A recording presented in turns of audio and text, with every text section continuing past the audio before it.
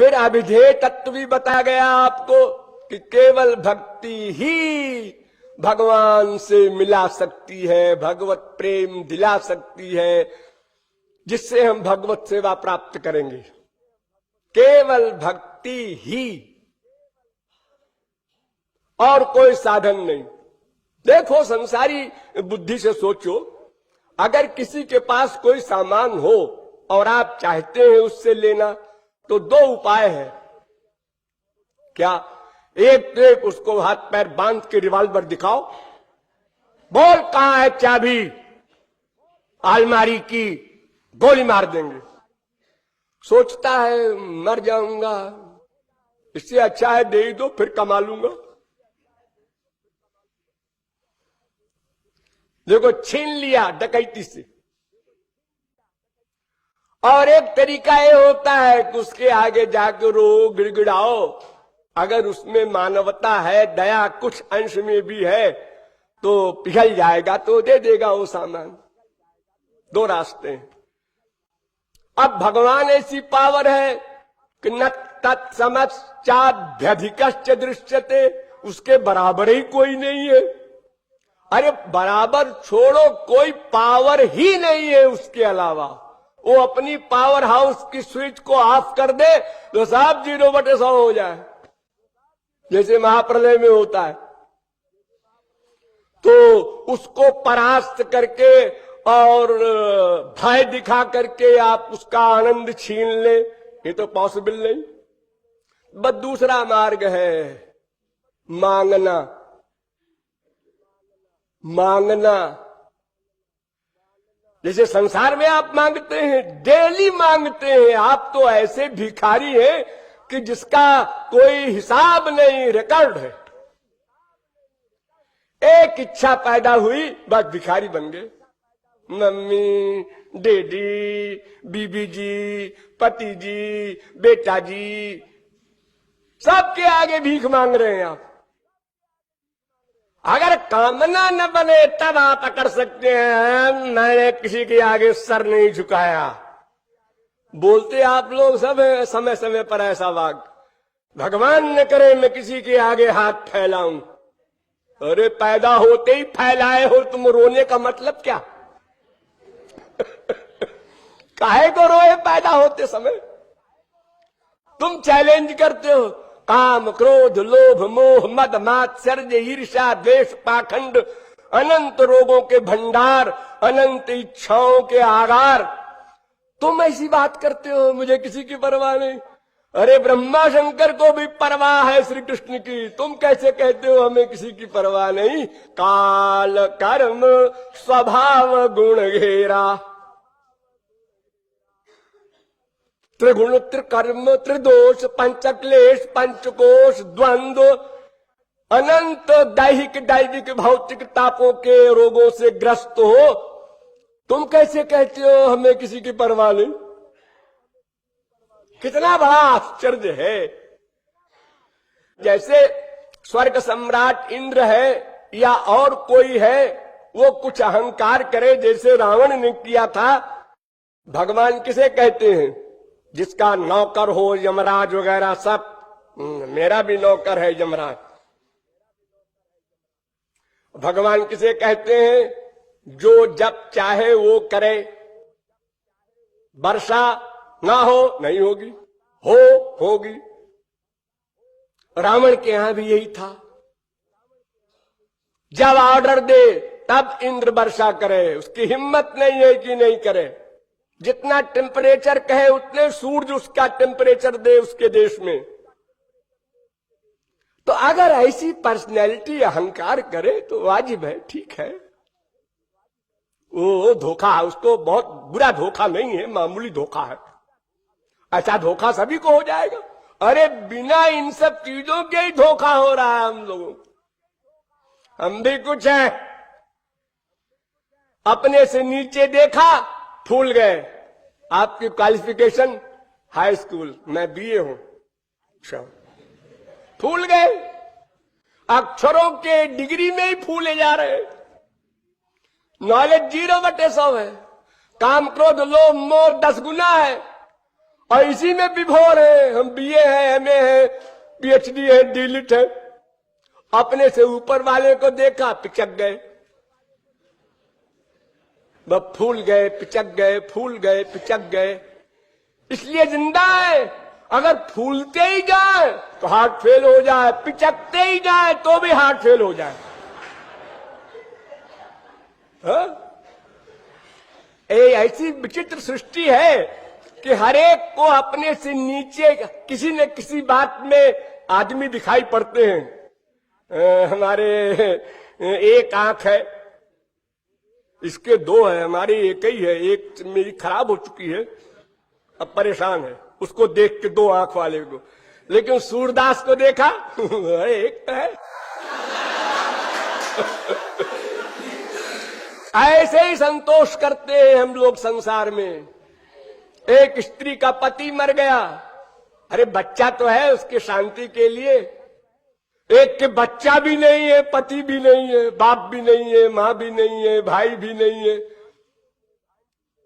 तो भी वो सोचता है चलो हमारा शरीर तो ठीक है, हम हाथ पैर तो हमारे ठीक है। ऐसे कितने लोग हैं कि उनका कोई नहीं है और हाथ पैर भी गड़बड़ है।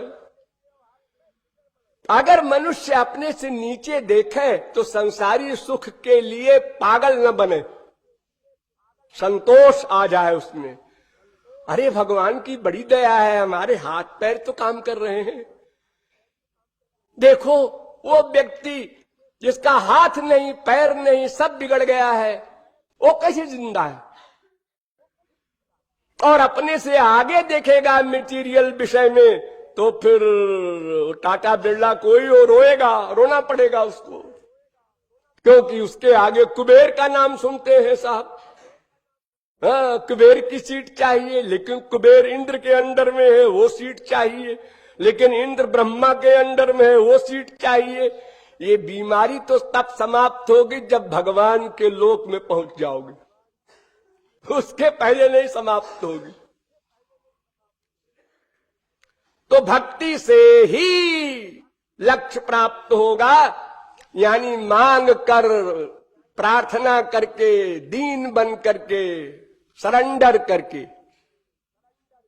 सकृदेव प्रपन्नाय तवास्मीति च याचते। वेद व्यास कहते हैं एक बार प्रपन्न हो जाओ और बोल दो तुम हमारे हो, हम तुम्हारे हैं।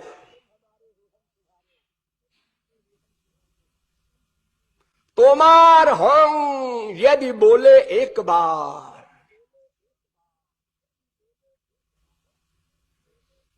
एक बार बोल दो मैं तुम्हारा हूं, भीतर से बोलो, वाणी से नहीं। रियलाइजेशन होना चाहिए ऐसा, थ्योरेटिकल नहीं।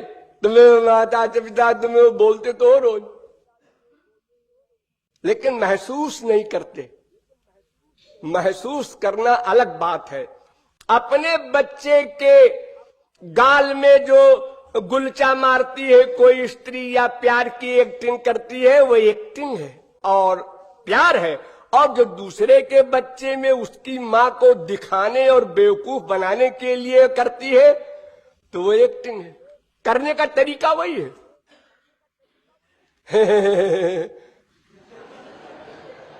दूसरे बच्चे के गाल में ही कर रहे हो, इससे फायदा क्या? अरे वो मां बेवकूफ है, समझ गई कि हमारे बच्चे से प्यार करती है। तुम्हारे बच्चे से दूसरी मां प्यार करेगी? अरे गाय बैल भी नहीं करते। हमारे यहां 10 गायें हैं, अगर एक दूसरी गाय का बछड़ा दूसरी गाय के स्तन में मुंह लगा दे तो लात मार दे। हाँ? सब धोखे में। और इतना बड़ा धोखा 1000 बार, लाख बार, करोड़ बार, अनंत बार खाकर भी होश नहीं आया। और उस पर भी अहंकार ये कि हम भी कुछ हैं। तो अहंकार रहित हो करके त्रिनादप सुनीचेन भक्ति करनी होगी, तब हमको हमारा लक्ष्य मिलेगा।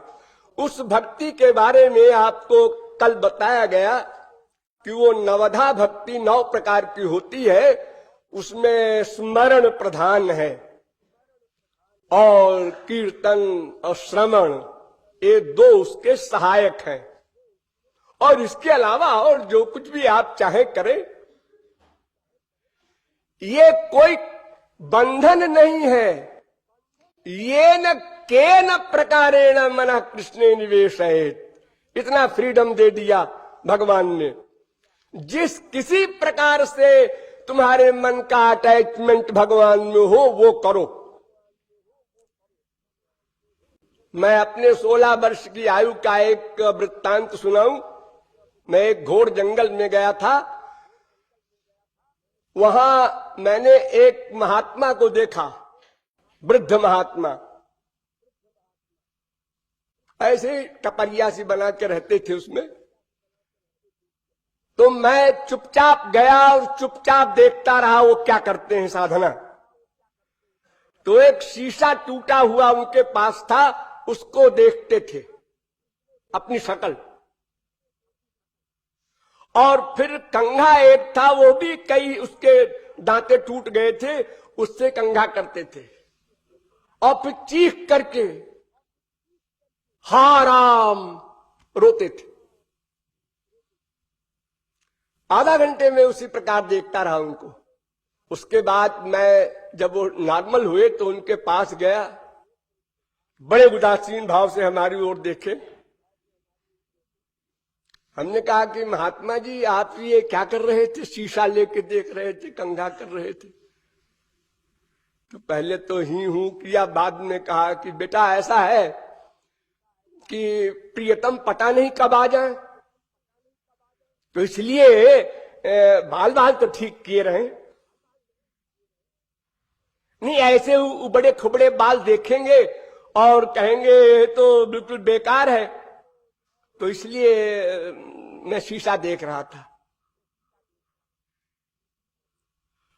कौन हृदयशील ऐसा है जो अपने को संभाल सकेगा ये भाव सुन करके? और ये कहां लिखा है शास्त्र वेद में इस प्रकार की भक्ति की साधना? नवधा भक्ति हो चाहे करोड़धा भक्ति हो, लेकिन कहां ये लिखा है कि साधना ऐसी करनी चाहिए? अपना अपना तरीका है। जिस तरीके से भी मन का लगाव हो उस तरीके को अपनाओ अपनी पसंद के अनुसार, क्योंकि संस्कार तमाम जन्मों के सबके अलग अलग हैं। इसलिए हमारी जैसे भगवान का नाम लेना है, कौन से नाम में हमको अधिक सुख मिलता है वही नाम लो, कोई जरूरत नहीं दूसरा नाम लेने की।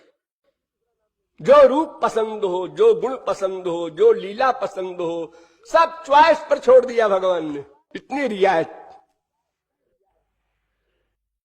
तो ये नवधा भक्ति करना है, साधना भक्ति कहते हैं इसको। साधना भक्ति करते करते फिर मैंने क्रम बताया था कि पहले श्रद्धा, फिर महापुरुष की शरणागति, फिर भजन क्रिया यानी साधना। यानी जो साधना हम करें उसके पहले दो चीज हमको करनी होगी। किसी महापुरुष की शरणागति, श्रद्धा युक्त, श्रद्धा सामान अपने पास, महापुरुष अलग। इस श्रद्धा युक्त संपत्ति को, अंतःकरण को महापुरुष के चरणों में समर्पण करना होगा 100%।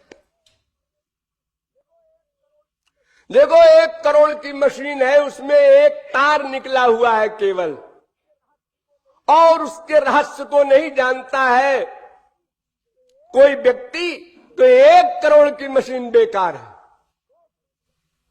बोझ है। और कोई जानकार आया, उसने एक तार को तार से जोड़ दिया, करंट आ गया, मशीन चलने लगी। भाई वाह, कमाल कर दिया तुमने तो साहब, 4 सेकंड में बना दिया हमारी गाड़ी। हाँ जी, जानने की बात है। जो विज्ञ है उसी के द्वारा साधना समझना होगा, जिसने साध्य वस्तु को प्राप्त किया है। अन्यथा तो अपनी बुद्धि से अड़बंग ढंग से चलेगा निराधार, तो उसका तो परिश्रम ही रहेगा। इसलिए वास्तविक महापुरुष की वास्तविक शरणागति हो, बुद्धि की शरणागति मेन है। बुद्धि बुद्धि बुद्धि,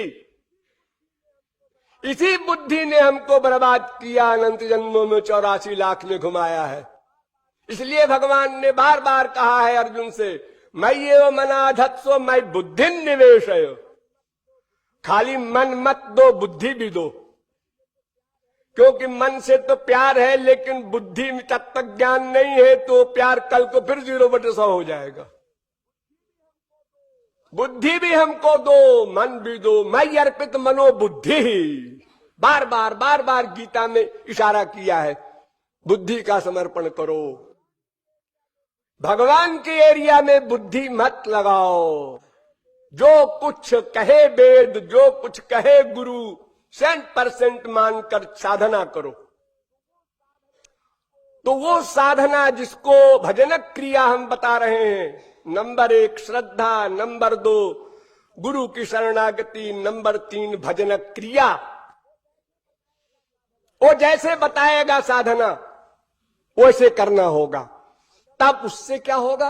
अनर्थ निवृत्ति होगी। अनर्थ, भगवान से बहिर्मुख होने से अनर्थ आए। अनर्थ से ही हम 84 लाख में घूम रहे हैं। भगवान, उनका नाम, उनका रूप, उनका गुण, उनकी लीला, उनके धाम, उनके संत, ध्यान दो, इतना तो है अर्थ। इसको छोड़ के जो बचा वो है अनर्थ। मोक्ष पर्यंत सब अनर्थ है। ये अनर्थ 4 प्रकार का होता है। सुकृत जात अनर्थ, दुष्कृत जात अनर्थ, अपराध जात अनर्थ, भक्ति जात अनर्थ। सुकृत माने पुण्य, अच्छे अच्छे कर्म जो सात्विक कर्म हैं, वो भी बंधन है। 1000 बार आपको बताया गया है, भूलिएगा नहीं। पुण्य न पुण्यलोकम नयति, वो भी बंधन है। तो सुकृत जात अनर्थ जो है कि हमारी स्वर्ग की जो सुखों के भोगने की इच्छा है वो समाप्त हो जाती है, अनर्थ निवृत्ति हुई। और दुष्कृत जात तो निवृत्त होगी ही। जो पाप से उत्पन्न होती है, राग द्वेष, ये दुष्कृत जात है।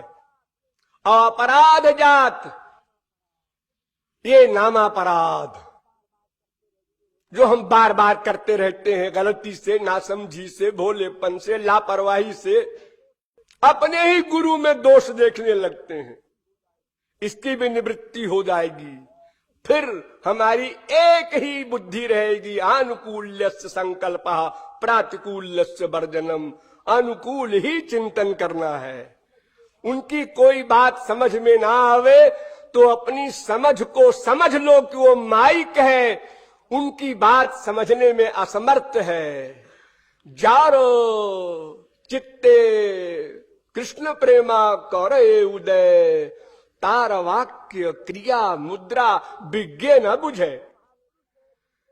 जो महापुरुष हैं, जिनको प्रेम प्राप्त हो गया है, उनके वाक्यों का वास्तविक रहस्य, उनकी क्रियाओं का वास्तविक रहस्य, उनकी मुद्राओं का वास्तविक रहस्य सरस्वती नहीं समझ सकती। मानव क्या समझेगा? अंतर्वाणी भिरप्यस्य, ये अगर सरस्वती अंदर आके बैठ जाए आपकी बुद्धि में तो भी असंभव है। इसलिए बुद्धि की शरणागति बताई जा रही है बार बार, ताकि अनर्थ निवृत्ति हो जाए। तो नामापराध भी बंद हो जाएंगे, अपराध जात निवृत्ति हो गई अनर्थ की। और भक्ति जात अनर्थ भी होता है। थोड़े आंसू आने लगे तो लोगों को जरा दिखा रहे हैं कि हम ध्रुव प्रहलाद के क्लास में आ गए। एक्टिंग करना, थोड़ा प्रेम और बढ़ा के एक्टिंग करना, जबकि सिद्धांत है कि बड़े प्रेम को भी समेटो, छुपाओ। गोपनीयम गोपनीयम गोपनीयम प्रयत्नतः। जितनी गैस अंदर रहेगी जल्दी खाना पकेगा कुकर में। और लोक रंजन का लक्ष्य हो गया या प्रतिष्ठा पाने का लक्ष्य हो गया, नष्ट हो गया हो, ये अपराध। ये 4 प्रकार के अपराध याद रखिएगा। यही सब तो गड़बड़ी हमको आगे नहीं बढ़ने देती। सुकृत जात अनर्थ, दुष्कृत जात अनर्थ, अपराध जन्य अनर्थ और भक्ति जन्य अनर्थ। और इनकी निवृत्ति भी 5 प्रकार से होती है। एक देश बर्तिनी, बहुदेश बर्तिनी, प्रायिकी, पूर्णा, आत्यंतिकी। ये 5 प्रकार से। अरे इनके नाम याद करने की जरूरत नहीं आपको। आप इतना समझिए कि ये 5 क्लास है निवृत्ति के, जिसमें थोड़ी अनर्थ की निवृत्ति हुई, अभी साधना भक्ति शुरू किया है, और जिसमें अधिक मात्रा में हुई वो बहुदेश बर्तिनी हो गई, और जिसमें और अधिक हो गई निवृत्ति वो प्रायिकी हो गई, और जिसमें बिल्कुल मालूम ही नहीं पड़ती कि अब रह गई वो पूर्णा हो गई, और जिसमें जड़ समाप्त हो गई उसकी भगवत प्राप्ति पर वो आत्यंतिकी अनर्थ निवृत्ति हो गई। वो तो जैसे जैसे साबुन लगाते जाएंगे आप, वैसे वैसे कपड़े में सफेदी आती जाएगी। स्वाभाविक है। चक्षुर्यथैवांजन संप्रयुक्तम यथा यथात्मा परिमृज्यते सौ मत्पुण्य गाथा श्रवणाभिधानै तथा तथा पश्यति वस्तु सूक्ष्मम्। अंतःकरण का जो मैल है उसी को धोना है। साधना उसी के लिए गुरु बताएगा। तो जो जो वो धुलेगा त्यों तो स्वच्छता बढ़ती जाएगी। लेकिन बीच में अपनी बुद्धि नहीं लगा देना है। हमेशा गुरु के शरणागत रहना है। नहीं तो ऐसी फीलिंग आपको बीच में होगी, अब तो लगता है बिल्कुल शुद्ध हो गया। ये बड़ा भ्रम होता है। क्योंकि किसी गरीब को मामूली दुकान का भी रसगुल्ला मिल जाए तो कहता है इसके आगे और कुछ नहीं होगा। हाँ? तो अनादिकाल का रंग है ये अंतःकरण। इसको अगर संसार के सुखों से बड़ी चीज थोड़ी भी मिल गई, ये आत्मज्ञानी क्यों नष्ट हो जाता है? क्योंकि वहां सात्विक सुख मिलता है उसको। मैंने आपको बताया था ना, भूले न होंगे, कि विद्या माया से अविद्या नष्ट हुई, साधना भक्ति से, फिर शुद्ध सत्व से विद्या माया नष्ट हुई। तो जब अविद्या नष्ट हो जाती है, रजोगुण तमोगुण, तो सात्विक सुख मिलता है। तो वो सुख बहुत बड़ा होता है। समाधि का सुख कहते हैं उसको। योगियों को मिलता है वो, ज्ञानियों को मिलता है वो। लेकिन वो भी सुख नहीं है अभी, वो भी आभास है। लेकिन इतना बड़ा सुख जरूर है कि जितना तमाम विश्व का सुख इकट्ठा होकर भी मुकाबला नहीं कर सकता। तो हमेशा गुरु के शरणागत रहना है। बीच में जरा भी गड़बड़ किया, एक व्यक्ति ने अपने गुरुजी से कहा कि आप गोलोक तो जाएंगे, हम आपका सिंहासन पकड़ के चलेंगे, हमको ऊपर न बिठाइएगा, ऐसे पकड़ के लटक के चले जाएंगे गोलोक। तो उन्होंने कहा कि ठीक है भाई, हमको क्या एतराज है। सिंहासन आया, गुरुजी चले, तो शिष्य पकड़ के रास्ते में गुरुजी से पूछा, गुरुजी गोलोक में गायें कितनी बड़ी बड़ी होती हैं? तो उन्होंने कहा भाई अभी तो चल के देख लेना। इतने में उसने कहा कि इतनी बड़ी बड़ी होती होंगी। वो सिंहासन छोड़ दिया, चला आया नीचे। अरे प्रहलाद महापुरुष ने एक सुअर से पूछा, गोलोक चलोगे? तो उन्होंने कहा हमारा खाद्य पदार्थ वहां मिलेगा। वो लेट्रिन खाता है ना सुअर, वो कहता है हमारा खाद्य पदार्थ गोलोक में मिलेगा।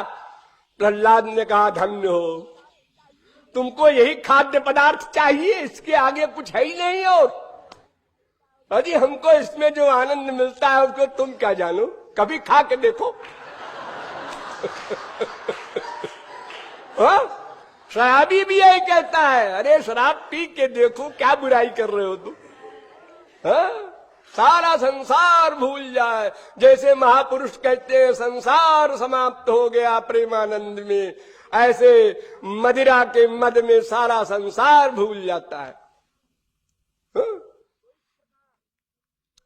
तो इस प्रकार वो भक्ति रूपी साधना से अनर्थ निवृत्ति जब होती है, तब उसके बाद फिर आगे हमारी रुचि, निष्ठा, रुचि, फिर आसक्ति। और आसक्ति जब हो गई तब तो ऐसा हो गया जैसे लाह को खूब पिघला दो और उसमें कोई रंग छोड़ दो तो वो तल रूप हो जाता है, तल्लीन हो जाता है। फिर रंग से लाह अलग नहीं हो सकती, लाह से रंग अलग नहीं हो सकता। ऐसे ही ये उधो जी मन न भय 10-20, एक हुतो सो गयो श्याम सन। गयो, अब लौट के आवे नहीं, हो ही नहीं सकता है, गया सो गया।